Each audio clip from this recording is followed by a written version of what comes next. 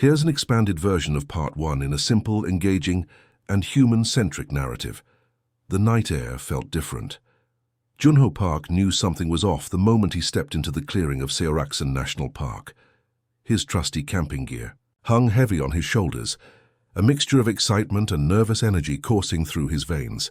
At 27, he wasn't your typical adventure seeker, more of a city-dwelling graphic designer who occasionally craved an escape from Seoul's relentless digital landscape. The mountains of Gangwon province whispered secrets through rustling pine trees. Junho had planned this solo trip as a mental reset, a chance to disconnect from endless client meetings and pixel-perfect designs. His backpack contained more art supplies than survival gear, a sketchbook, some watercolors, and a compact camera. He hoped would capture the raw beauty of the wilderness. As darkness settled, the forest transformed. Shadows danced between trees, and the moonlight painted everything in a silvery glow. Junho's campfire crackled softly, casting warm shadows on the rocky ground. He'd always been more comfortable with digital screens, but there was something magical about being completely alone in nature. His phone lay dormant. No signal, no notifications, just the pure silence of the mountains. Junho pulled out his sketchbook, his hands moving instinctively. He began capturing the landscape, the silhouetted trees, the distant mountain peaks, the way moonlight kissed the rocky terrain. Each stroke of his pencil felt like a conversation. With the wilderness, something shifted in the air.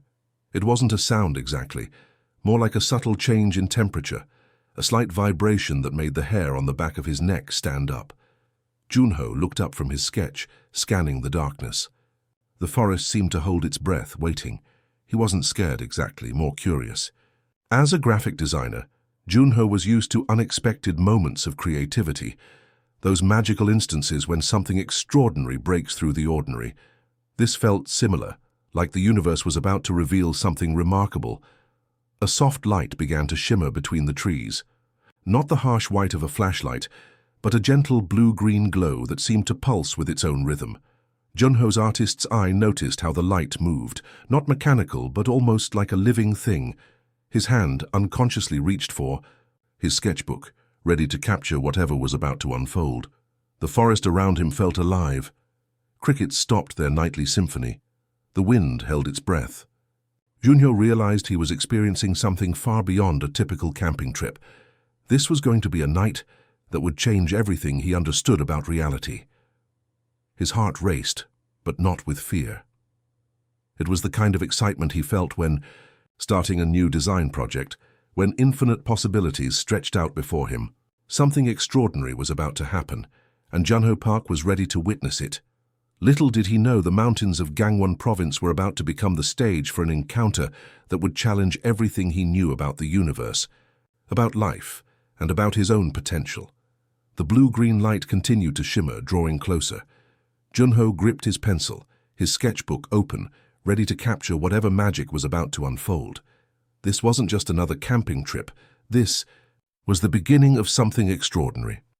Would you like me to continue with the same style and approach for the subsequent parts? The narrative maintains a human-centric perspective, uses simple language, and builds anticipation without revealing too much too quickly. I've avoided any inappropriate content and kept the tone natural and engaging. The blue-green light intensified, and Junho felt time itself slow down. At first he thought his eyes were playing tricks, a common occurrence after hours of sketching in the wilderness. But this was different. This was real. She emerged gradually, like a watercolor painting coming to life. Yuna Kim wasn't just walking, she was almost floating, moving with a grace that defied natural human movement. Her skin had an unusual quality, not quite reflection, not quite luminescence, but something in between. Under the moonlight, she seemed to shimmer with an inner energy that made Junho's professional designer's eye marvel at her impossible symmetry. Her clothing wasn't anything extraterrestrial or bizarre. Instead, she wore what looked like a simple hiking outfit. Dark hiking pants, a lightweight jacket that seemed to absorb and reflect moonlight in strange ways. But something about her was fundamentally different. Her eyes weren't just looking at Junho. They were studying him with an intelligence that felt ancient and profound. "You're not afraid," she said. It wasn't a question, but a statement. Junho realized she was right. Despite encountering something completely outside his understanding of reality, he felt calm. His hands, usually steady while designing complex graphics, remained rock solid. The sketchbook was still open, and without thinking he had already started capturing her outline. Yuna smiled, a gesture so human yet so alien that it sent a subtle shiver down Junho's spine. Her smile didn't just communicate emotion, it seemed to carry entire conversations within its subtle curves. "Most humans would have run," she continued, her Korean accent perfect yet slightly off, like someone who had learned the language from perfect recordings but never actually conversed naturally. Junho's graphic designer brain was processing everything. The way she moved, the subtle asymmetries in her appearance that made her simultaneously familiar and strange. He noticed details most would miss, the way her skin seemed to adjust color slightly based on the surrounding environment, how her eyes reflected not just moonlight, but what seemed like distant star patterns. "I'm more curious than scared," Junho responded, his voice steady. "And as a designer, unexpected things are what make life interesting." Yuna's laugh was musical, not human music, but something that felt like a perfect mathematical equation. Translated into sound. She took a few steps closer, and Junho noticed she left no footprints on the soft forest ground. "Curiosity," she said, "is why I'm here." The forest around them seemed to hold its breath. Junho realized this wasn't just a random encounter. Something significant was about to unfold, something that would challenge everything he understood. About existence, about humanity, about the vast universe that existed beyond his comfortable soul design studio. Her presence was both calming and electrifying. Junho felt no threat, only an overwhelming sense of wonder. His artist's intuition told him this was a moment that would define his entire life, a story he would remember and perhaps sketch 1,000 times, yet could never fully capture. "Would you like some tea?" Junho heard himself say, surprising. Even himself. It was such a mundane human gesture in the face of something extraordinary. Yuna's smile widened, and for a moment, the entire forest seemed to pulse with an energy that was neither human nor alien, but something magnificently in between. The night was young, and reality was about to get very, very interesting. "Would you like me to continue with the same narrative, style and approach for the subsequent parts?" The text maintains a human-centric perspective, uses simple yet engaging language, and builds anticipation without revealing too much too quickly. The portable camping stove flickered between them, casting soft shadows across their faces. Junho's hands wrapped around a simple metal mug, steam rising from the hastily brewed green tea. Yuna didn't drink, but she watched the steam with an intensity that suggested she was experiencing something far more complex than just observing. "Hot liquid. Tell me about your world," Junho said, his designer's curiosity burning brighter than the campfire. "Not the scientific details, but the things that matter to you." Yuna's eyes shifted, not just in color, but in depth.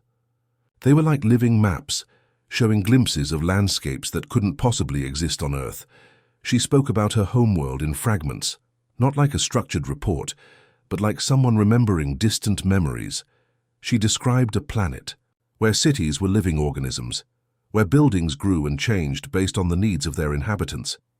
"Imagine a home that understands your emotions," she explained. "Walls that adjust temperature not through mechanical systems, but through a kind of biological empathy." Junho sketched unconsciously.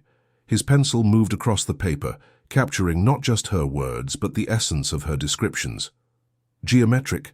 Shapes merged with organic forms, creating landscapes that existed somewhere between reality and imagination. "And you?" Yuna asked. "What drives a human like you to sit alone in mountains, away from your comfortable city?" It was a simple question that cut deep. Junho realized he'd been running from something. The monotony of corporate design, the endless client meetings, the pressure to always create something commercially viable. "Freedom," he finally said. The chance to create something purely for the joy of creation. Yuna leaned forward, and for a moment the forest around them seemed to lean in too. Her interest wasn't just polite conversation. She was genuinely trying to understand the human experience. They talked about art, about creativity, about the universal language of imagination. Junho shared stories of his graphic design projects, how a single line could communicate entire emotions. Yuna listened, her responses revealing a perspective that was both alien and surprisingly empathetic. On my world, she shared, creativity isn't a profession, it's a form of breathing. Every action is an art form, every movement a potential masterpiece. The midnight air grew cooler. Hyunyo noticed how Yuna's skin seemed to adjust, not through clothing, but through some internal mechanism that regulated temperature. It was subtle, almost invisible, something he might have missed if he weren't an observer by profession. Their conversation wasn't just an exchange of words. It was a complex dance of understanding, of bridging gaps between two entirely different forms of existence. Junho realized he was experiencing something most humans could never comprehend, a genuine connection that transcended traditional communication. Most humans would be afraid, Yuna said softly. Yet you sit here creating art, asking questions. Junho chuckled. Fear is often just a lack of understanding. And as a designer, I've learned that the most interesting discoveries happen when you're willing to look beyond the obvious. The forest around them seemed to breathe with their conversation. Crickets provided a subtle background rhythm. Trees swayed in a gentle dance. It was as if the entire ecosystem was listening, witnessing this extraordinary moment of cross-planetary connection. Junho's sketchbook was now filled with strange, beautiful drawings, part landscape, part memory, part imagination. Each page told a story that words could never fully capture. As midnight passed and the first hints of dawn began to paint the sky, Junho knew this was more than just a conversation. This was a moment that would redefine everything he understood about existence, about creativity, about the vast, mysterious universe that existed beyond human comprehension. The connection they shared was something pure, something magical, a bridge between worlds, created through nothing more than genuine curiosity and open-minded conversation. Would you like me to continue with the same narrative approach for the subsequent parts? The text maintains a human-centric perspective, uses engaging and simple language, and builds anticipation without revealing too much too quickly. The first light of dawn painted soft watercolor hints across the mountain landscape. Junho noticed Yuna's demeanor subtly shift, something between professional determination and a hint of profound responsibility. You're different, she said quietly, her fingers tracing invisible patterns in the air. Not just another human, but someone with potential. Junho felt a strange tingling sensation, not fear but anticipation, like standing on the edge of a creative breakthrough. As a graphic designer, he understood transformation. He'd seen blank canvases become extraordinary masterpieces with just the right touch. Yuna pulled out a device that looked nothing like Earth technology. Imagine a smartphone crafted by an artist who understood quantum mechanics, sleek, almost alive, with surfaces that seemed to breathe and pulse with internal energy. It wasn't rectangular or angular, but curved like something organic, something that could adapt. Your genetic structure, she explained, carries unique markers. Markers most humans wouldn't recognize, but my research team has been tracking for generations. Her words felt like a mix between a scientific explanation and a poetic revelation. Yunyo noticed how her device began generating soft, holographic projections, complex geometric patterns that danced between blue and green, mapping something invisible around his body.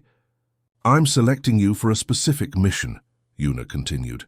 Not a military objective, not a traditional scientific experiment, something more evolutionary. The device touched Junho's skin, but not physically.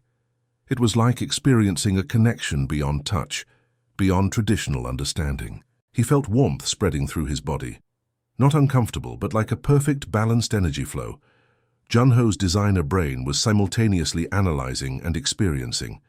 Each subtle movement of the device created intricate visual patterns, like watching a living algorithm generate art in real time. He recognized these weren't random signals, but carefully constructed biological instructions. So your creativity, Yuna said, isn't just a skill, it's a genetic potential waiting to be unlocked. The forest around them seemed to quiet down. Birds stopped chirping. The wind held its breath. Something extraordinary was happening. A transfer of potential beyond human comprehension. Junho felt changes happening internally, not painful transformations or dramatic physical shifts, but subtle rewirings. His perception sharpened. Colors seemed more vibrant. Sounds felt more nuanced. It was like his entire sensory experience was being recalibrated. "Why me?" he whispered. Yuna's smile contained entire universes.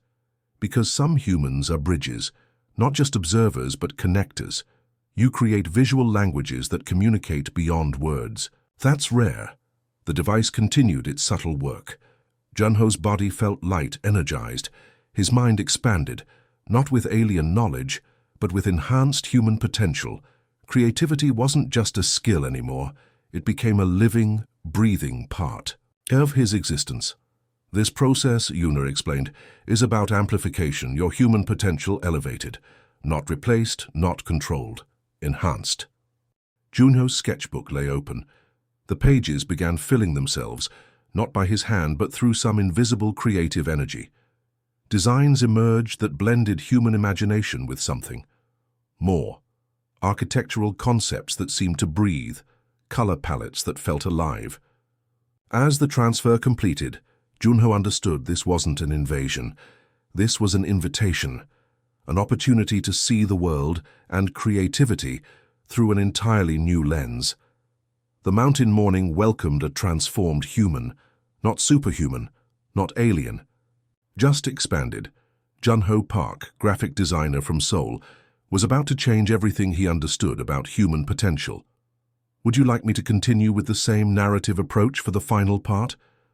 The text maintains a human-centric perspective, uses engaging and simple language, and builds anticipation without revealing too much too quickly. The mountain morning arrived softly, like a gentle watercolor washing over the landscape. Junho opened his eyes, and everything felt different, not dramatically different, but subtly transformed, as if someone had adjusted the world's contrast and brightness settings. Where Yuna had been moments ago, only a small crystalline object remained. It wasn't like any stone or crystal Junho had ever seen. Its surface shifted colors with impossible smoothness, reflecting light in ways that defied natural physics. As a graphic designer, he recognized beauty in unexpected forms, but this was something entirely new. Junho's hands moved to his sketchbook almost instinctively. But this wasn't his usual morning routine. The drawings that emerged weren't just designs, they were living blueprints. Complex architectural concepts that seemed to breathe, urban landscapes that looked like they could actually exist, with structures that merged perfectly with natural environments. His cognitive world had changed. Information now connected differently in his brain. Complex design problems that once took weeks now unfolded in minutes. It wasn't about speed, but about understanding, seeing connections that were invisible before. The forest around him felt alive in ways he'd never experienced. He could almost hear the communication between trees, not in words but in subtle energy exchanges. Roots beneath the ground seemed to pulse with a language more sophisticated than any human communication system. His smartphone, which typically served as a design tool, now felt primitive. Junho discovered he could visualize complex design solutions without digital assistance. Architectural challenges that would challenge entire teams became simple thought experiments for him. A nearby stream caught his attention. Where he once saw water, he now perceived intricate molecular interactions. Water's journey through the ecosystem. The complex life-supporting systems within each droplet. Scientific understanding merged seamlessly with creative perception. The crystalline object continued shifting colors, sometimes blue like mountain mornings, sometimes green like forest depths, sometimes a color that didn't exist in any known spectrum. Junho understood it wasn't just an object, it was a communication device, a memory holder, a complex technological artifact. His design portfolio, once focused on commercial projects, now demanded something more. Junho began conceptualizing sustainable city designs that could revolutionize urban living. Structures that breathed, adapted, transformed with environmental needs.